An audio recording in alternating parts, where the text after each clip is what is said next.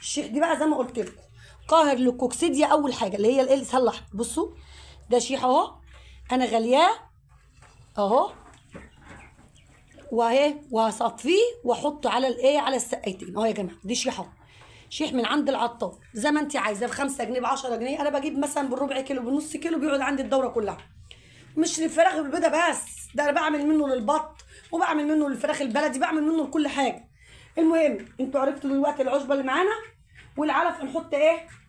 هنحط علف بس مش هنحط عليه اي حاجه. بس قبل اي حاجه هنشيل العلافات والسقايات ونوزن عمر ال 30 يوم ونشوف الوزن معانا النهارده عامل ايه. صلوا على النبي وسمعونا الصلاه على النبي اهم حاجه، وسموا بالله ووحدوا حبيبنا وشفيعنا محمد رسول الله. بصوا بقى احنا جبنا الميزان وشفرناه زي ما انتم شايفين اهو. بصوا لسه حالا ايه فرخه ده اهو لسه عامل حمام اهو جنبي حالا اهو. اول ما قعدت وجبت الميزان اهو بصوا